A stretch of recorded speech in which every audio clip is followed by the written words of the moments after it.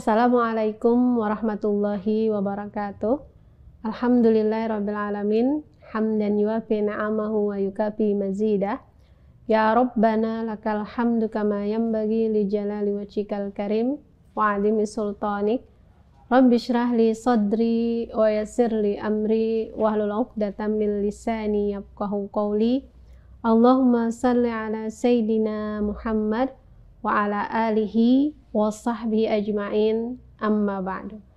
Muslimah, pemirsa TPRI Kalimantan Selatan, kita bertemu kembali dengan kajian fikih mar'ah atau fikih wanita, yang pada kesempatan ini kita akan membicarakan apakah boleh seorang anak untuk menggantikan puasa yang tidak atau belum dikerjakan oleh ibunya ketika ibunya telah meninggal dunia.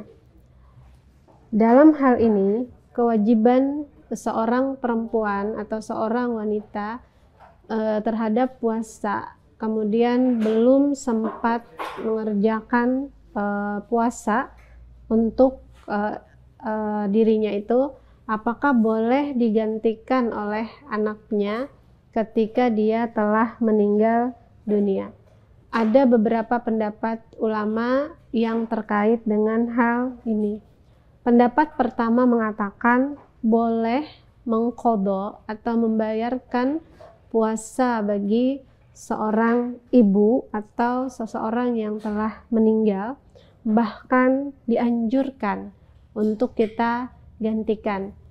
Hal ini adalah pendapat dari Imam Syafi'i dan disahihkan oleh beberapa ulama tahqiq yang bermadzhab Syafi'i seperti Imam Al-Baihaqi dan Imam Nawawi. Hal ini berdasarkan beberapa hadis yang membicarakan tentang mengqadha puasa bagi orang yang telah meninggal yang dilakukan oleh kerabat dekatnya seperti seorang anak. Di antaranya adalah riwayat yang diriwayatkan oleh Sayyidah Aisyah radhiyallahu anha. Rasulullah sallallahu alaihi wasallam bersabda, "Man mata wa alaihi shiyam fasama anhu waliyuhu." Barang siapa yang meninggal dunia sementara dia masih memiliki tanggungan puasa, maka yang menggantikan puasanya adalah walinya. Kemudian hadis yang berikutnya yang diriwayatkan oleh Ibnu Abbas, anna rajulan sa'alan Nabi sallallahu alaihi wasallam qala ya Rasulullah inna ummi matat wa 'alaiha shaumu syahrin apa asumu anha qala ara'aita law kana 'ala ummika dainun akunta qadaitahu aqdullah fallahu ahaqqu bil wafa. Diriwayatkan dari Ibnu Abbas, seorang datang kepada Rasulullah dan berkata, ibuku meninggal dunia sementara ia masih memiliki tanggungan puasa sebulan. Bagaimana menurutmu? Seandainya ibumu memiliki hutang, apakah kau mau melunasinya? Kemudian dia menjawab, iya. Maka beliau berkata, hutang Allah itu lebih berhak untuk dilunasi. Nah, kemudian ada hadis juga yang diriwayatkan oleh Ibnu Abbas. Dia menuturkan seorang wanita datang kepada Rasulullah dan bertanya, ya Rasulullah, inna ummi matat wa 'alaiha shaumu syahrin apa asumu anha qala ara'aita law kana 'ala ummika dainun akunti qadaitahu. Wahai Rasulullah, ibuku meninggal dunia sementara dia masih mempunyai tanggungan puasa. Apakah boleh aku berpuasa untuknya? Kemudian Nabi menjawab, bagaimana menurutmu seandainya ibumu memiliki hutang? Apakah kamu akan melunasinya? Wanita itu menjawab, iya. Kemudian Nabi berkata, maka berpuasalah untuk ibumu. Nah, jadi hadis ini menunjukkan bahwasanya seseorang anak itu boleh mengqodokkan atau membayarkan hutang puasa dari ibunya yang telah meninggal dunia. Kemudian pendapat kedua mengatakan bahwasanya tidak boleh mengqodho puasa bagi orang yang sudah meninggal, baik itu ibu atau orang lain. Pendapat ini disampaikan oleh mayoritas ahlul ilmi yang berada dari kalangan ulama Hanafi dan Maliki. Ini juga merupakan qaul jadid dari madhab Syafi'i. Kemudian mereka mengatakan bahwasanya dalil yang mendukung pendapat ini adalah diriwayatkan dari Ibnu Umar dari Rasulullah SAW. Beliau bersabda, siapa yang meninggal dunia sementara masih memiliki tanggungan puasa, maka sebagai penggantinya hendaklah memberi makan 1 orang miskin untuk setiap harinya. Nah, jadi tidak disuruh mengqodho, tetapi disuruh untuk memberi makanan kepada seorang fakir miskin sebagai ganti puasa. Jadi 1 hari puasa 1 orang fakir miskin yang diberi makan. Kemudian ada juga athar yang diriwayatkan oleh Sayyidah Aisyah. Beliau mengatakan, janganlah kalian berpuasa menggantikan orang yang telah meninggal, tetapi berilah makan seorang fakir miskin atas mereka. Kemudian juga ada riwayat lain yang diriwayatkan oleh Ibnu Abbas. Ia ditanya tentang seorang yang meninggal dunia dan masih memiliki tanggungan puasa Ramadan. Lalu Ibnu Abbas berkata, memberi makan 30 orang miskin sebagai ganti puasanya. Nah, jadi dalil-dalil ini menunjukkan bahwasanya ketika seseorang meninggal dunia dan masih ada hutang puasa, maka tidak wajib mengqodho puasanya, tetapi hanya wajib memberikan makanan kepada fakir miskin. Kemudian pendapat ketiga mengatakan bahwasanya kalau yang hutang itu adalah hutang puasa Ramadan, maka tidak wajib diqodho, kecuali yang terhutang itu adalah puasa nadar, maka boleh untuk diqodho. Nah, pendapat ini berdalil seperti hadis-hadis yang diriwayatkan sebelumnya, cuman mereka mengatakan bahwasanya untuk puasa nadar ini boleh digantikan. Ini berdasarkan riwayat Ibnu Abbas. Ia mengatakan, ketika seseorang sakit pada bulan Ramadan lalu meninggal dunia dan tidak sempat berpuasa, maka puasanya digantikan memberi dengan fakir miskin dan tidak ada kewajiban qodho bagi yang bersangkutan. Sementara jika yang bersangkutan memiliki tanggungan puasa nadar, maka walinya boleh menggantikan puasa tersebut. Nah, maka berdasarkan athar ini mereka mengatakan untuk puasa Ramadan itu tidak perlu diqodho dengan puasa, cukup digantikan dengan memberi makan seorang miskin. Sementara untuk puasa nadar itu diperbolehkan, karena menurut mereka juga bahwasanya puasa nadar itu lebih ringan dan karena yang mewajibkannya bukan Allah tetapi dirinya sendiri. Karena itulah boleh digantikan oleh orang lain ketika dia tidak bisa lagi berpuasa karena sudah meninggal dunia. Muslimah, pemirsa TPRI Kalimantan Selatan, kita akan membahas bagaimana jika seorang ibu itu tidak bisa melakukan puasa Ramadan, apa yang diwajibkan kepadanya setelah jeda berikut.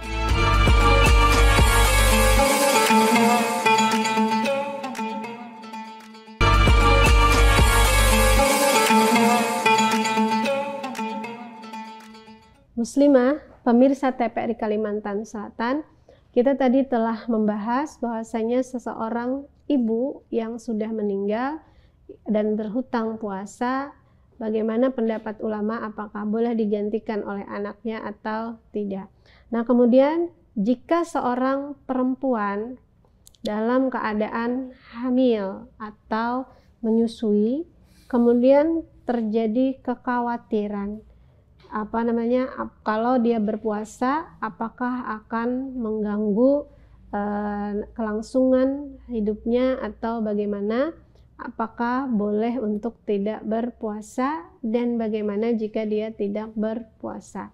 Sebelumnya kita akan membahas bahwa yang dimaksud dengan kekhawatiran terhadap diri itu adalah yaitu suatu bahaya yang signifikan yang akan mengganggu orang yang berpuasa tersebut, misalnya akan mendapat serangan penyakit atau sebagainya. Sementara kekhawatiran bagi orang yang menyusui, ibu yang menyusui, apabila mengkhawatirkan anaknya adalah khawatir akan terjadi misalnya keguguran atau minimnya suplai air susu dari ibu yang puasa tersebut kepada bayinya.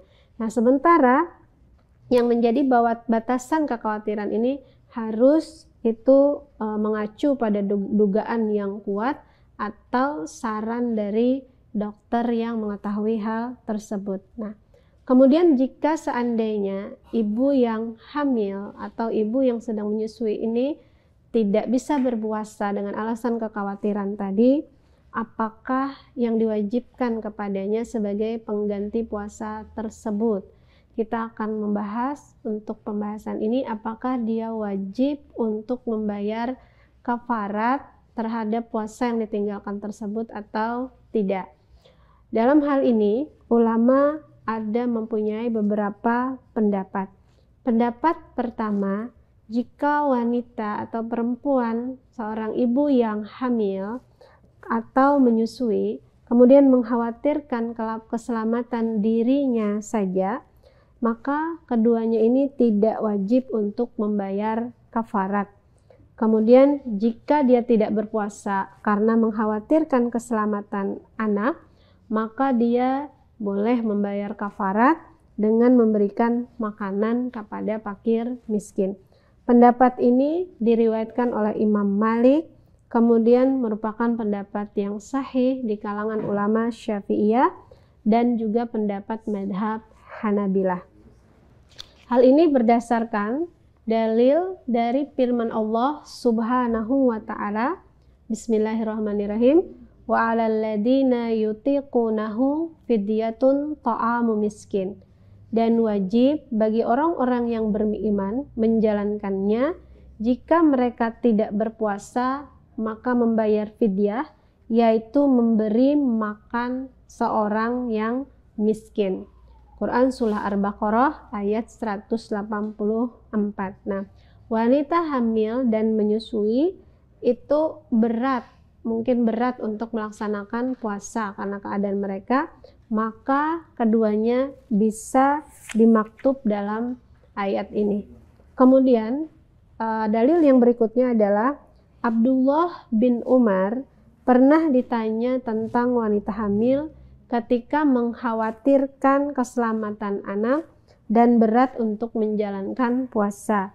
Ia menjawab, boleh berbuka dan memberi makan satu orang miskin untuk setiap satu harinya.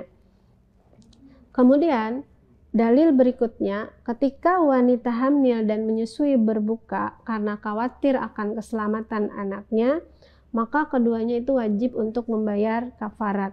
Karena berbukanya itu disandarkan seperti atau disamakan seperti orang yang tua renta yang tidak mampu untuk berpuasa.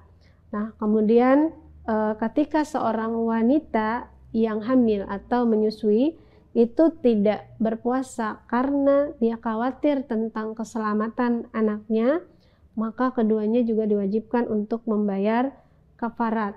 Karena ketidakpuasaannya itu berdasarkan kepada ketidakmampuan fisiknya untuk menjalankan puasa, sehingga diwajibkan untuk membayar kafarat. Kemudian sementara wanita yang hamil, kalau dia tidak berpuasa, itu dia disamakan dengan orang yang sakit. Jadi karena dia takut terhadap dirinya, maka tidak perlu untuk membayar kafarat karena ada udzur. Nah, kemudian pendapat yang kedua ini mengatakan bahwa wanita yang hamil dan menyusui, jika dia khawatir atas keselamatan dirinya, kemudian atau untuk anaknya, jadi dia tidak bisa puasa karena mengkhawatirkan diri dan anaknya, maka keduanya itu tidak diwajibkan untuk memberi makan orang miskin. Jadi tidak perlu membayar fidyah atau kafarat. Pendapat ini adalah dikemukakan oleh ulama-ulama Hanafi, kemudian merupakan riwayat kedua dari pendapat Malikiyah dan pendapat kedua dari kalangan Syafi'iyah. Nah, mereka mengatakan bahwasanya hal ini berdasarkan hadis yang diriwayatkan dari Anas bin Malik Al-Ka'bi, Rasulullah SAW bersabda, "Innallaha wada'a anil musafiri nisfus salati was saumi wa anil habla wal murdi'." Sesungguhnya Allah tidak memberlakukan puasa dan separuh salat bagi orang musafir, juga wanita hamil dan menyusui. Nah, jadi hadis ini menunjukkan bahwasanya tidak wajib untuk membayar kafarat. Andai wajib, tentu Nabi akan menyebutkan. Kemudian wanita yang hamil, alasan mereka berikutnya, wanita yang hamil dan menyusui itu mereka tidak berpuasa karena ada udzur. Nah, karena itulah udzur ini itu menyebabkan mereka tidak wajib untuk membayar fidyah, seperti halnya orang yang sakit. Kemudian pendapat ketiga mengatakan bahwasanya fidyah itu diwajibkan bagi perempuan atau wanita yang menyusui, sementara wanita yang hamil tidak. Ini adalah pendapat yang paling masyhur dari madhab Maliki dan pendapat ketiga dari kalangan Syafi'iyah. Mereka mengatakan bahwasanya orang yang hamil itu karena yang sakit adalah dirinya, karena itu tidak perlu bayar kafarat. Sementara orang yang menyusui, dia bisa saja minta orang lain untuk menyusukan anaknya, karena itulah kalau dia tidak berpuasa maka dia wajib bayar fidyah atau kafarat.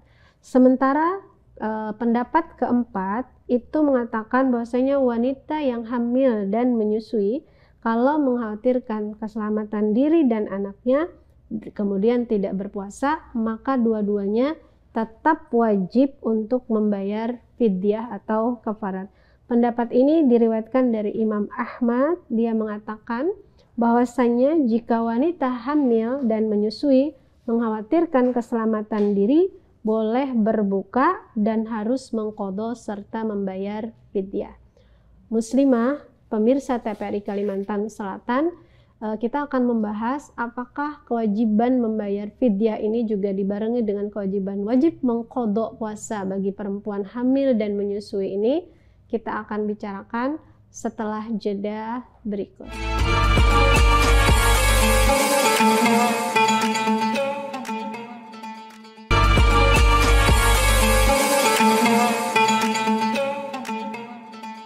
Muslimah, pemirsa TPRI Kalimantan Selatan, kita tadi telah membicarakan tentang seorang perempuan atau ibu yang sedang hamil dan menyusui. Apabila mereka tidak melaksanakan ibadah puasa Ramadan karena mengkhawatirkan dirinya atau karena mengkhawatirkan anaknya, dan perbedaan pendapat ulama tentang kewajiban kepada mereka untuk membayar kafarat. Dalam hal ini kita akan membahas lagi apakah perempuan-perempuan tadi atau ibu-ibu tadi juga diwajibkan untuk mengqadha puasa yang telah mereka tinggalkan karena kekhawatiran terhadap diri atau terhadap anak.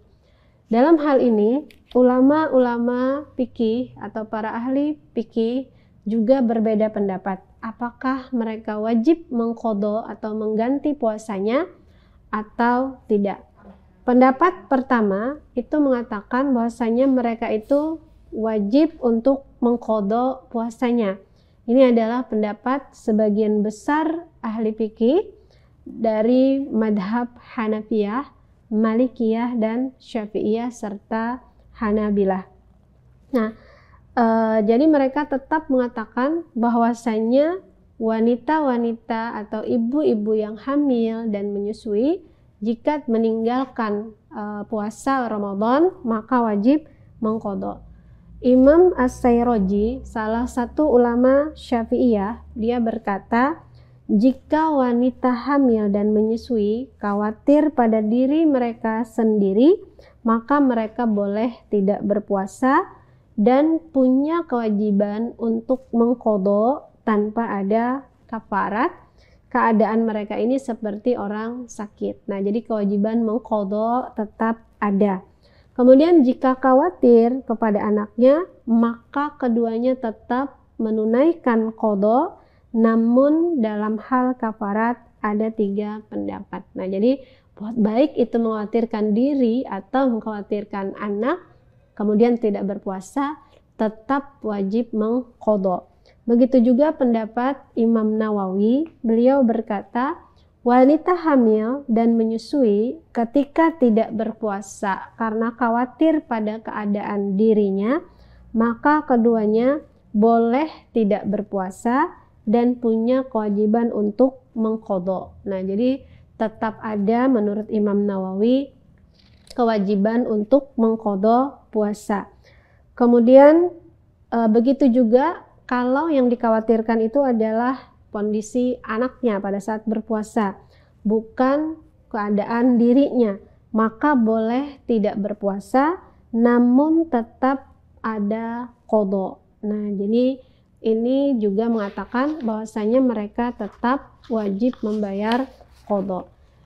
Jadi menurut mereka tidak tepat jika yang diwajibkan itu hanya fidyah saja kepada perempuan-perempuan atau ibu-ibu yang hamil atau menyusui ketika meninggalkan puasa. Kemudian Imam Syekh Muhammad bin Salah Al-Utsaimin berkata, lebih tepat wanita hamil dan menyusui itu dimisalkan seperti orang yang sakit dan musafir yang punya kewajiban qadha saja tanpa fidyah. Adapun diamnya Ibnu Abbas tanpa menyebutkan qadha karena sudah dimaklumi bahwa qadha itu tetap ada. Nah, jadi beliau juga tetap mengatakan wajib untuk mengqadha. Kemudian kewajiban qadha ini juga menjadi pendapat Atha bin Abu Rabah dan Imam Abu Hanifah. Dan ini adalah merupakan pendapat yang paling kuat di antara para ulama. Sehingga mereka mengatakan wanita hamil atau ibu hamil dan menyusui ini masih termasuk dalam makna dari ayat wa man kana maridun aw ala safarin fa'iddatum min ayyamin ukhar. Dan barang siapa yang sakit atau dalam perjalanan lalu ia berbuka, maka wajiblah baginya berpuasa sebanyak hari yang ditinggalkannya itu pada hari-hari yang lain. Kemudian pendapat kedua ini mengatakan bahwa wanita hamil dan menyusui itu tidak wajib mengqadha. Ini adalah pendapat yang disampaikan oleh Ibnu Umar dan Ibnu Abbas serta Sa'id bin Jubair. Mereka mengatakan bahwasanya hanya ada kewajiban fidyah, tapi tidak ada kewajiban qadha. Hal ini berdasarkan firman Allah Subhanahu wa taala, wa 'alal ladzina yutiqunahu fidyatun ta'amum miskin. Dan wajib bagi orang-orang yang berat menjalankannya jika mereka tidak berpuasa hanya membayar fidyah, yaitu memberi makan orang miskin.